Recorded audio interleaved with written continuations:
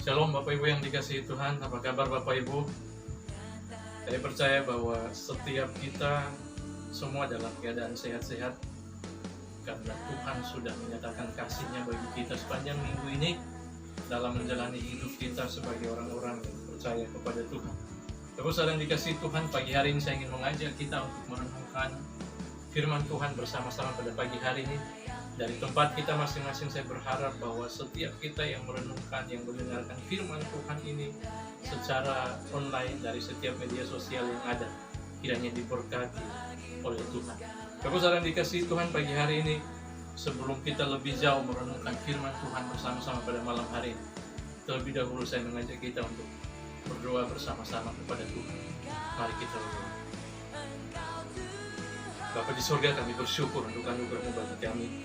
Pagi hari ini kami percaya kami ada hingga saat ini semua karena anugerah. Terima kasih untuk pertolongan-Mu bagi kami sepanjang minggu ini Tuhan, dalam setiap kesibukan kami masing-masing, setiap pekerjaan, aktivitas, bahkan pergumulan-pergumulan yang kami alami. Kami percaya Tuhan sudah memberkati kami, Tuhan yang menyertai kami, Tuhan yang memberikan kekuatan, kesehatan, makan, minum bagi kami. Hingga hari ini Tuhan kami boleh ada sebagaimana adanya kami hari ini, semua karena anugerah. Kami percaya Tuhan, setiap umat-Mu yang ada di tempat mereka masing-masing ketika mereka merenungkan, mendengarkan firman Tuhan ini, berdoa Tuhan memberkati mereka. Tuhan hadir dalam setiap kehidupan mereka, dalam setiap pergumulan mereka. Tuhan menjawab setiap pergumulan mereka. Setiap umat-Mu yang sedang dalam pergumulan, sakit, penyakit, mara bahaya, Tuhan berdoa, Tuhan bebaskan mereka, Tuhan pulihkan, sembuhkan mereka dengan kuasa-Mu. Bahkan setiap umat-Mu yang mungkin sedang dalam masalah, persoalan apapun itu, berdoa Tuhan berikan kelegaan, Tuhan berikan kemenangan bagi mereka, supaya mereka sungguh-sungguh merasakan mujizat yang daripada-Mu. Berdoa Tuhan, mari Engkau jamah berkati setiap umat-Mu, setiap umat-Mu yang mendengarkan firman Tuhan dari rumah mereka masing-masing. Tuhan berkati setiap mereka, atas seluruh keluarga umat-Mu Tuhan berkati. Di hari ini Tuhan, kami siap merenungkan firman bersama-sama. Hanya di dalam nama Tuhan kami Yesus Kristus kami sudah berdoa dan bersyukur. Haleluya. Amin. Bapak Ibu yang dikasihi Tuhan, pada pagi hari ini saya ingin mengajak kita untuk merenungkan satu bagian firman Tuhan, untuk sungguh-sungguh menjadi pedoman dalam menjalani kehidupan kita sebagai orang-orang yang percaya kepada Tuhan. Pada pagi hari ini saya mengajak kita, mari kita buka bersama-sama satu bagian firman Tuhan dari Efesus pasal yang kedua, ayat yang ke-10, dan nanti kita akan lanjut dari Efesus pasal 5 ayat yang ke-15 hingga ayat yang ke-17. Efesus pasal 2 ayat yang ke-10 saya bacakan bagi kita. Efesus pasal 2 ayat yang ke-10, demikian firman Tuhan. Karena itu kita ini buatan Allah, diciptakan dalam Kristus Yesus untuk melakukan pekerjaan baik yang dipersiapkan Allah sebelumnya. Ia mau supaya kita hidup di dalamnya. Mari selanjutnya kita buka bersama-sama dalam Efesus pasal yang ke-5 ayat yang ke-15 hingga ayat yang ke-17. Demikian firman Tuhan saya bacakan bagi kita. Efesus pasal 5 ayat yang ke-15 hingga ayat yang ke-17. Karena itu perhatikanlah dengan seksama bagaimana kamu hidup. Janganlah seperti orang bebal, tetapi seperti orang arif. Dan pergunakanlah waktu yang ada, karena hari-hari ini adalah jahat. Sebab itu janganlah kamu bodoh, tetapi usahakanlah supaya kamu mengerti kehendak Tuhan. Bapak saudara yang dikasihi Tuhan, pagi hari ini saya ingin mengajak kita untuk merenungkan bagian firman Tuhan ini dengan satu tema penting untuk kita renungkan bersama-sama pada pagi hari ini, yaitu padang gurun. Bapak saudara yang dikasihi Tuhan, saya percaya bahwa setiap kita orang-orang yang percaya kepada Tuhan pasti pernah mengalami yang namanya padang gurun. Setiap kita yang ikut Kristus, yang mengiringi Kristus dalam kehidupan kita, yang menjadi orang-orang percaya, pasti pernah mengalami yang namanya masa-masa sulit. Pasti pernah mengalami yang namanya masa-masa kekeringan, di mana kita merasakan kita tidak, seolah-olah tidak mengalami apa-apa dalam kehidupan. Ketika kita sedang berdoa, mungkin kita merasa doa kita tidak dijawab oleh Tuhan, tidak didengarkan oleh Tuhan. Bahkan ketika kita beribadah sekalipun, mungkin kita tidak pernah merasakan apa-apa, karena kita sedang ada dalam satu tempat, yaitu padang gurun. Kalau sedang dikasihi Tuhan, hari-hari ini mungkin setiap kita sedang ada dalam kesulitan, sedang ada dalam satu situasi yang mungkin membuat kita seolah-olah Tuhan sudah tidak lagi peduli dengan kehidupan kita.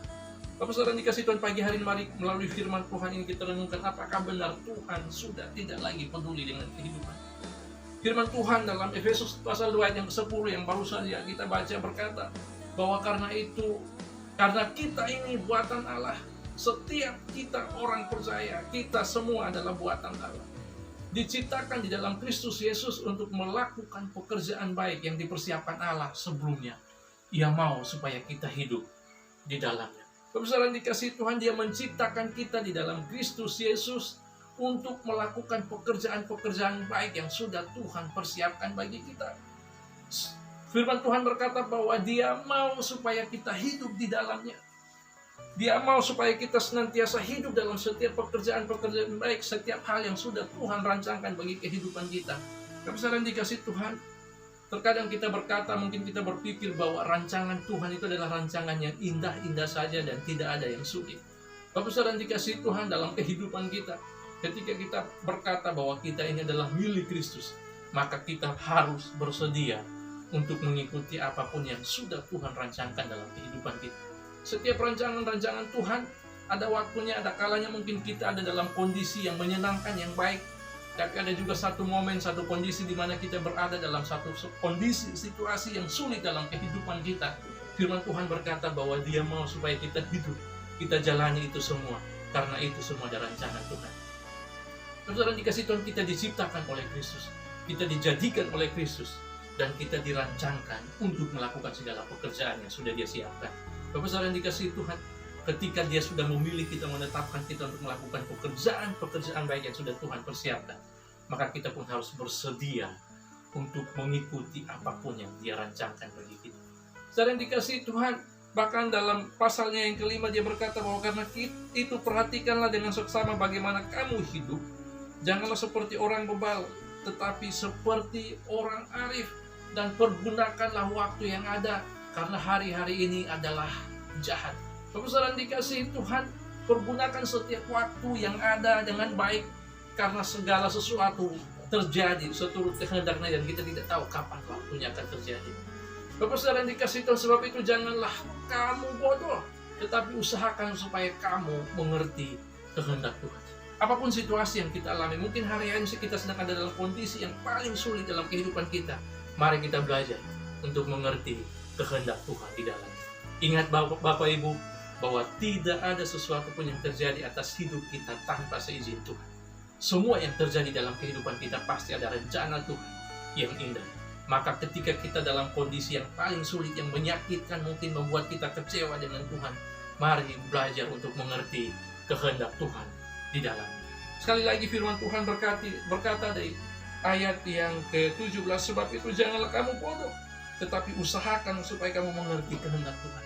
Ketika apapun terjadi dalam kehidupan kita yang kita alami, mari berusaha untuk mengerti kehendak Tuhan senantiasa. Saudara dikasih Tuhan, dalam kehidupan kita, mungkin kita pernah mengidolakan seseorang, mungkin kita pernah mengidolakan tokoh-tokoh tertentu. Maka seperti apa orang yang kita kagumi, setiap saat itu akan menjadi pusat perhatian kita. Kita pasti akan memperhatikan bagaimana gaya bicaranya, tingkah lakunya, cara berpakaiannya, dan lain-lain. Saudara dikasih Tuhan, ketika kita mengidolakan seseorang dengan luar biasa, maka sebisa mungkin kita akan berusaha untuk gaya bicara kita sama dengan orang yang kita idolakan tersebut. Ketika kita mengidolakan seseorang dalam kehidupan kita, maka mungkin sebisa mungkin kita akan berusaha untuk tingkah lakunya, sebisa mungkin tingkah laku kita sama dengan tingkah laku dia. Atau mungkin cara berpakaian kita pun harus sama dengan tokoh yang kita idolakan tersebut. Kenapa? Karena kita mengidolakan tokoh tersebut dan tokoh itu menjadi pusat perhatian kita. Bapak saudara yang dikasihi Tuhan, Mari dalam kehidupan kita, hari-hari ini apa yang menjadi pusat perhatian dalam kehidupan kita? Apa yang menjadi idola kita? Apa yang mempengaruhi pemikiran kita dalam kehidupan kita? Kalau saudara dikasih Tuhan, bila kita menjadi orang yang cinta uang, maka semakin hari kehidupan kita akan semakin serupa dengan uang. Bila kita menjadi orang yang cinta Tuhan, maka kehidupan kita akan semakin hari akan menjadi semakin serupa dengan Tuhan. Bila kita cinta kebenaran, maka kehidupan kita semakin hari akan semakin serupa dengan kebenaran. Bapak Ibu saudara dikasih Tuhan, pagi hari ini saya ingin mengajak kita, mari dalam kehidupan kita belajar untuk mengerti, merenungkan apakah yang menjadi pusat perhatian dalam kehidupan kita hari-hari. Mari kita buka bersama-sama satu bagian firman Tuhan dari Kolose pasal yang pertama ayat yang ke-9 hingga ayat yang ke-12. Saya bacakan bagi kita. Sebab itu, sejak waktu kami mendengarnya, kami tiada berhenti-henti berdoa untuk kamu. Kami meminta supaya kamu menerima segala hikmat dan pengertian yang benar untuk mengetahui kehendak Tuhan dengan sempurna, sehingga hidup layak di hadapannya, serta berkenan di hadapannya dalam segala hal. Dan kamu memberi buah dalam segala pekerjaan yang baik, dan bertumbuh dalam pengetahuan yang benar tentang Allah, dan dikuatkan dengan segala kekuatan oleh kuasa kemuliaannya, untuk menanggung segala sesuatu dengan tekun dan sabar, dan mengucap syukur dengan sukacita kepada Bapa yang melayakkan kamu untuk mendapat bagian dalam apa yang ditentukan untuk orang-orang kudus dalam kerajaan terang. Bapak saudara dikasih Tuhan, firman Tuhan yang sudah kita bacakan ini berbicara tentang surat Paulus kepada jemaat di Kolose. Paulus merindukan agar segala sesuatu dalam segala hal yang dilakukan oleh jemaat yang ada di Kolose, setiap hari dia meminta supaya mereka menerima hikmat dan pengertian yang benar dari Tuhan untuk mengetahui segala kehendak Tuhan melalui segala sesuatu yang terjadi dalam kehidupan mereka. Paulus merindukan agar dalam segala situasi yang sulit yang dialami oleh jemaat di Kolose, mereka boleh belajar untuk mengerti kehendak Tuhan di dalamnya. Karena tidak selamanya masalah atau hal buruk yang menimpa kita itu berupa hukuman.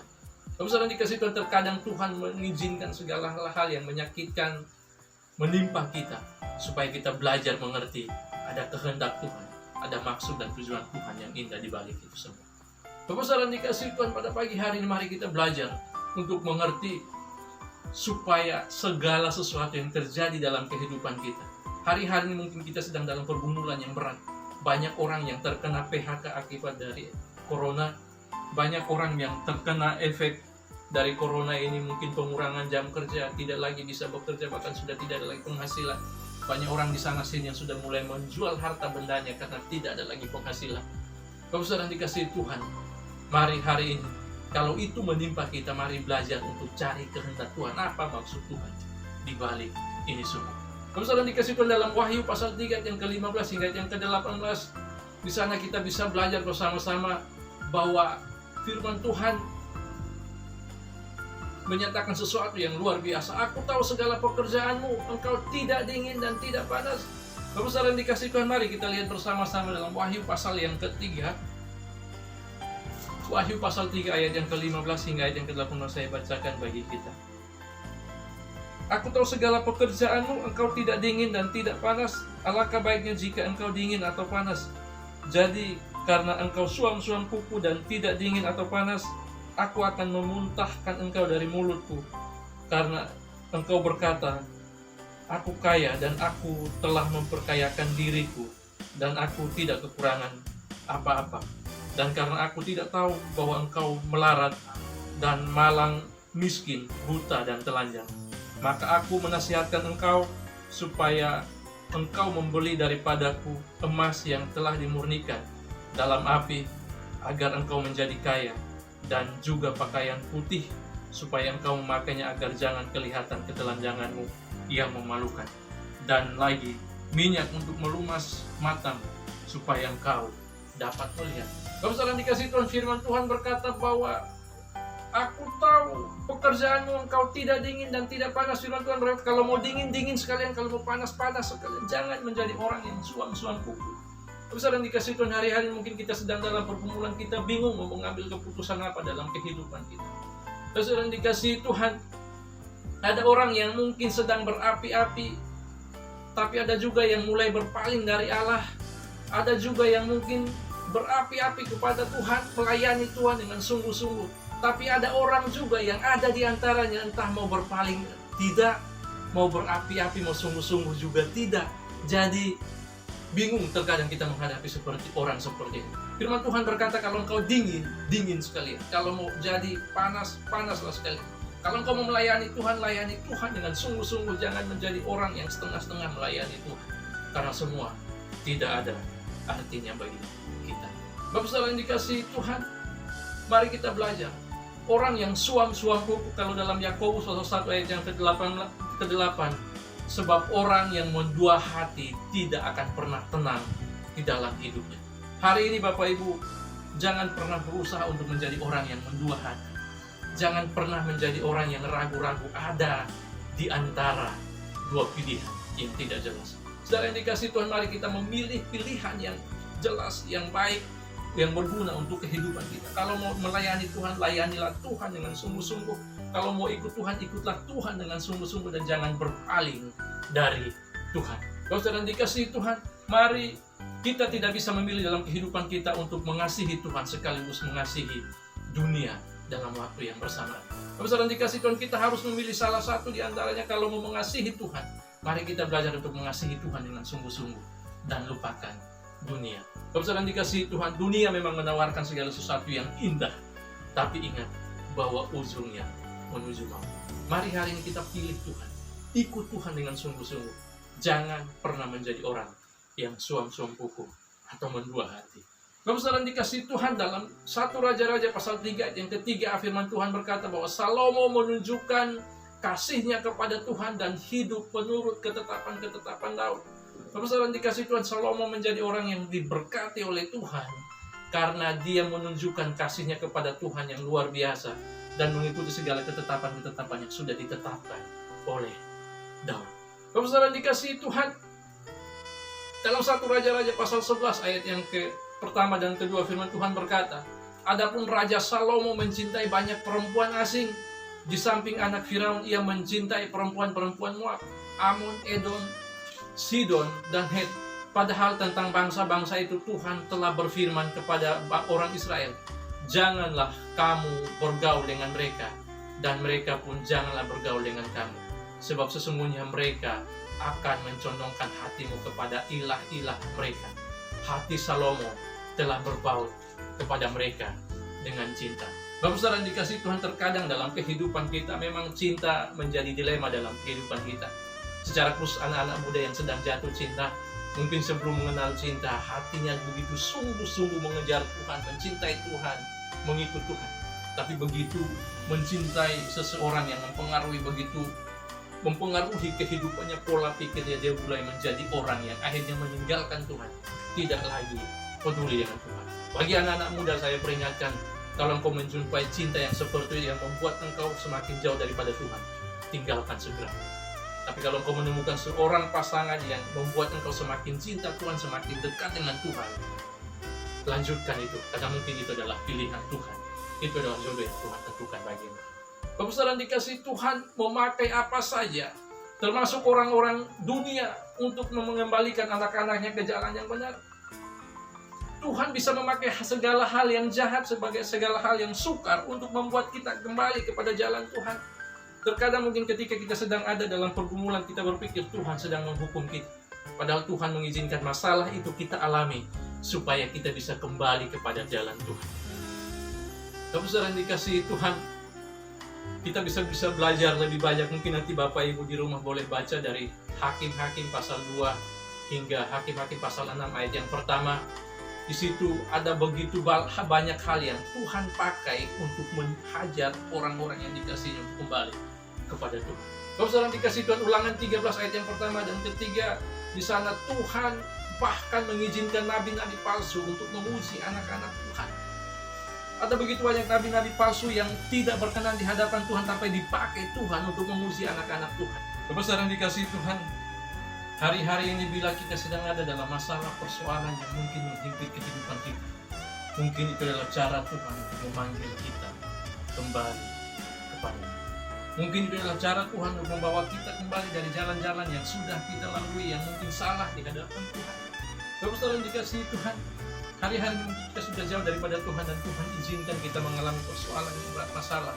Mari kembali kepada Tuhan, karena Tuhan sedang memanggil engkau kembali kepada Dia. Bapak Saudara yang dikasihi Tuhan, mari kita lihat bersama-sama dalam 1 Raja-Raja 11 ayat yang ke-9, 14 dan seterusnya, bagaimana Tuhan menarik Salomo kembali kepada Dia. Yang pertama Bapak Ibu, bahwa Tuhan menarik Salomo kembali kepada Dia dengan cara apa? Yang pertama, Allah membangkitkan lawan-lawan Salomo. Saudara yang dikasihi Tuhan, Tuhan mengizinkan setiap lawan-lawannya bangkit untuk melawan Salomo, supaya apa? Salomo kembali kepada jalan Tuhan. Salomo salah melangkah karena cinta, dia jatuh cinta kepada orang-orang yang seharusnya dilarang oleh Tuhan. Tuhan melarang untuk jangan bergaul dengan mereka, tapi Salomo berpaut hatinya kepada mereka karena cinta. Dan cara Tuhan mengembalikan dia adalah dengan membangkitkan lawan-lawannya untuk menghajar dia. Yang berikut Bapak Ibu, kalau kita lihat kisah Samson, apa yang terjadi? Urapan atau karunia Tuhan tidak berarti bahwa Tuhan senang atau berkenan kepadanya. Tuhan memang mengurapi dia, Tuhan memang memberkati orang itu secara luar biasa, Samson secara luar biasa, tapi bukan berarti Tuhan berkenan seutuhnya. Bapak Saudara dikasih Tuhan, banyak orang sulit belajar saat mereka sedang merdeka. Lebih mudah belajar saat mereka sedang terikat. Ada begitu banyak orang yang sulit untuk berpikir rasional ketika dia sedang dalam kondisi yang senang. Ada begitu banyak orang yang sulit sekali untuk berpikir, sulit sekali untuk melakukan sesuatu yang ketika dia lagi senang. Ada begitu banyak orang jatuh ketika dalam kondisi yang tenang. Bapak Saudara yang dikasihi Tuhan, banyak orang sulit belajar saat mereka sedang merdeka, dan lebih mudah saat mereka sedang terikat. Ketika terikat, Samson menjadi belajar, dia kembali ingat kepada Tuhan, dan akhirnya Tuhan mengaruniakan kembali kekuatan kepada dia. Bapak Saudara yang dikasihi Tuhan, mari hari ini kalau ketika Tuhan sedang mengizinkan kita jatuh, Tuhan sedang mengizinkan kita dalam masalah persoalan, terhimpit beban berat, maka mungkin Tuhan sedang mengingatkan kita bahwa kita sudah jauh daripada jalan-jalan Tuhan. Bapak Saudara dikasihi Tuhan, ketaatan dan ketekunan adalah dua sisi mata uang yang berbeda, tapi dua-duanya sama-sama saling melengkapi. Bapak Saudara dikasihi Tuhan, ketaatan tidak bisa berdiri sendiri tanpa ketekunan. Kedua-duanya harus berjalan seiring.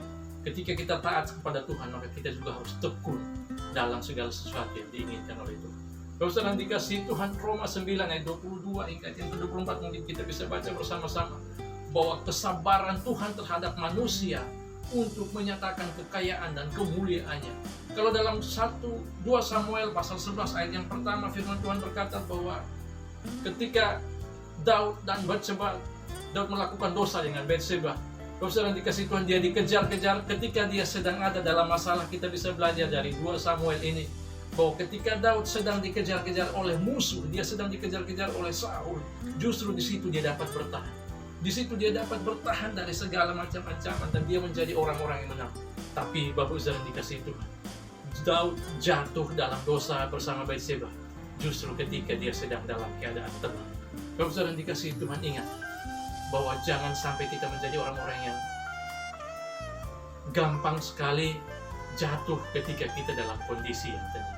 Bapak Saudara dikasihi Tuhan, kita lihat bersama-sama kisah daripada Daud, bahwa dia menjadi orang yang dapat bertahan, bahkan menjadi pemenang yang luar biasa, menjadi seorang prajurit yang luar biasa ketika dia dikejar-kejar oleh musuhnya. Tapi dia jatuh dalam dosa ketika dalam kondisi yang tenang. Bapak Saudara dikasihi Tuhan, mari kita ingat bahwa kebebasan adalah sangat berbahaya. Terlalu bebas akan membahayakan kehidupan kita. Terlalu bebas akan membuat kita mungkin terkadang gampang sekali terlena untuk jatuh dalam dosa. Kenapa? Karena kita berpikir kita sedang ada dalam satu kondisi di mana tidak ada gangguan apa. Bapak Saudara dikasihi Tuhan, Galatia pasal 5 ayat yang ke-13 firman Tuhan berkata, saudara-saudara, memang kamu telah dipanggil untuk merdeka, tetapi janganlah kamu mempergunakan kemerdekaan itu sebagai kesempatan untuk kehidupan dalam dosa, melainkan layanilah seorang akan yang lain oleh kasih. Bapak Saudara dikasihi Tuhan, Apa yang akan kamu lakukan kalau Tuhan memberkati engkau atau menyembuhkan engkau? Ketika engkau sedang berdoa, Tuhan berkati aku, atau mungkin engkau sedang dalam sakit penyakit lalu engkau berdoa, Tuhan sembuhkan aku. Lalu ketika Tuhan memberkati engkau atau menyembuhkan engkau, apa yang akan terjadi dalam kehidupan? Bapak saudara dikasihi Tuhan, apakah engkau akan melayani Tuhan atau melupakan Tuhan? Ada begitu banyak orang yang ketika sedang dalam masa sulitnya berdoa bersungguh-sungguh, dan begitu Tuhan memberkati dia dengan jabatan yang besar, dia mulai melupakan Tuhan. Ada begitu banyak orang yang ketika sebelum mendapatkan kejayaan, dia sungguh-sungguh melayani Tuhan, mengejar Tuhan. Tapi begitu Tuhan mengaruniakan kekayaan, mengaruniakan keberhasilan, mengaruniakan sesuatu yang membuat dia menjadi besar, dia mulai meninggalkan Tuhan. Bapak saudara dikasih Tuhan, jangan sampai kita menjadi orang-orang seperti ini. Jangan pernah jadi orang yang sungguh-sungguh ikut Tuhan ketika engkau sedang berdoa, engkau sedang butuh dia, lalu ketika engkau sudah diberkati, engkau melupakan Tuhan.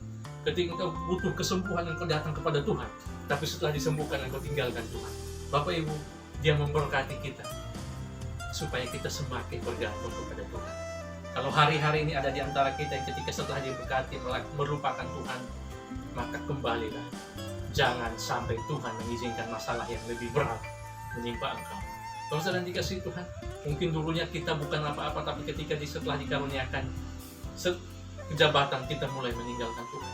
Dulunya mungkin kita bukan apa-apa, kita begitu rajin melayani Tuhan, datang lebih awal di gereja, gulung kabel, susun kursi, dan lain-lain, sapu-sapu dan pel lantai gereja. Tapi begitu kita diberkati, dikasih jabatan, dikasih kekayaan, kita mulai lupa itu semua. Kita mulai melupakan Tuhan, bahkan gereja saja tidak pernah.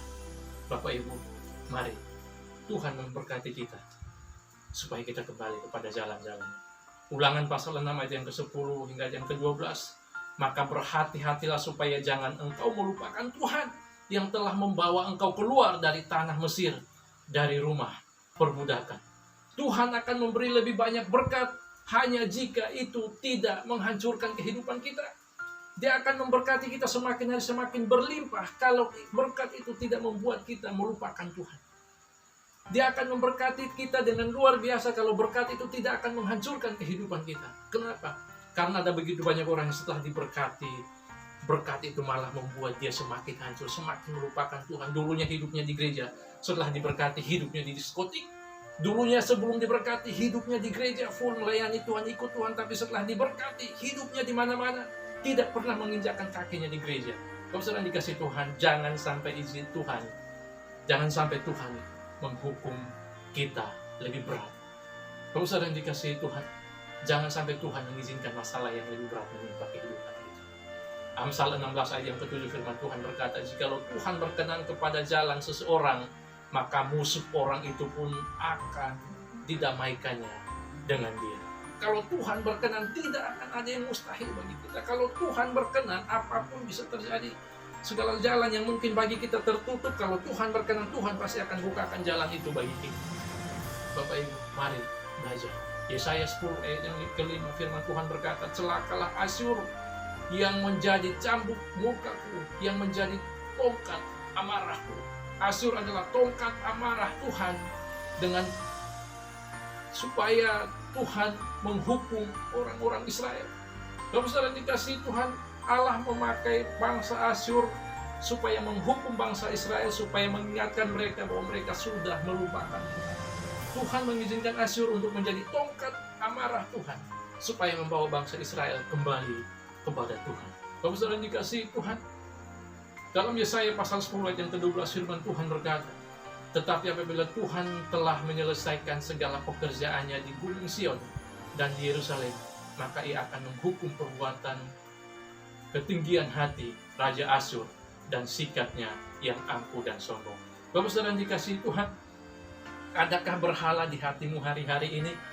Adakah sesuatu yang mendominasi Tuhan dalam hatimu? Adakah sesuatu dalam hatimu yang melebihi segala sesuatu, melebihi Tuhan dalam hatimu? Bapak saudara dikasihi Tuhan, kalau ada sesuatu yang hari-hari ini melebihi Tuhan, melebihi posisi Tuhan dalam hati kita, maka itu adalah berhala dalam kehidupan kita. Semua yang kita kasihi lebih daripada Tuhan, itu adalah berhala. Segala sesuatu yang mungkin menggantikan posisi Tuhan dalam hati kita, itu adalah berhala. Kalau ada sesuatu, maka hari ini mari kita tinggalkan. Kalau hari-hari ini ada kekayaan yang mendominasi dalam hati kita, memimpin, bahkan menggeser posisi Tuhan di nomor kesekian, maka ingat bahwa kita sedang ada dalam kondisi bahaya. Bapak Saudara yang dikasihi Tuhan, mari ingat kembali kepada Tuhan. Ulangan pasal 5 ayat yang ke-7, jangan ada padamu ilah lain di hadapanku. Bapak Saudara yang dikasihi Tuhan, Allah adalah Allah yang cemburu, yang tidak akan pernah mengizinkan sesuatu melebihi posisinya dalam hati kita. Bapak Saudara yang dikasihi Tuhan, mari dalam Kolose pasal 3 ayat yang ke-5 yang sudah kita bacakan tadi, firman Tuhan berkata, karena itu matikanlah dalam dirimu segala sesuatu yang duniawi, yaitu percabulan, kenajisan, hawa nafsu, nafsu jahat, dan juga keserakahan yang sama dengan penyembahan berhala. Bapak Saudara yang dikasihi Tuhan, tidak ada seorang pun yang dapat menjatuhkan engkau saat kamu sudah jatuh. Sekali lagi, tidak akan ada seseorang pun yang dapat menjatuhkan engkau saat engkau sudah jatuh. Kenapa? Karena memang kondisimu sudah jatuh, sudah hancur. Bapak Saudara yang dikasihi Tuhan, 1 Yohanes 5 ayat 21 firman Tuhan berkata, anak-anakku, waspadalah terhadap segala berhala. Bapak Saudara yang dikasihi Tuhan, dalam 1 Korintus pasal 10 ayat yang pertama hingga ayat yang ke-10, firman Tuhan tercatat di sana bahwa Israel sebagai batu peringatan, Israel sebagai suatu peringatan bagi orang-orang percaya. Jangan kita menginginkan hal-hal yang jahat seperti yang telah terjadi dalam kehidupan mereka, yang telah diperbuat oleh bangsa-bangsa Israel. Yang kedua, jangan kita menjadi penyembah-penyembah berhala. Itu dalam ayat yang ke-7. Lalu di ayatnya yang ke-8 firman Tuhan berkata, janganlah kita melakukan pencabulan supaya dalam sehari tewas 23.000 orang. Jangan kita mencobai Tuhan seperti yang dilakukan beberapa orang dari mereka, sehingga mereka mati di pagut ular. Jangan bersungut-sungut sehingga dibinasakan oleh malaikat maut. Bapak Saudara yang dikasihi Tuhan, mari peringatan-peringatan yang sudah Tuhan nyatakan kita ikuti, kita lakukan dalam kehidupan kita. Bapak Saudara yang dikasihi Tuhan, hal yang berikut yang perlu kita ingat dalam kehidupan kita, apa sebenarnya tujuan padang gurun bagi kita. Bapak Saudara dikasihi Tuhan, dalam Ulangan pasal 8 ayat 1 hingga ayat yang ke-5, tujuan padang gurun, mari kita baca bersama-sama. Ulangan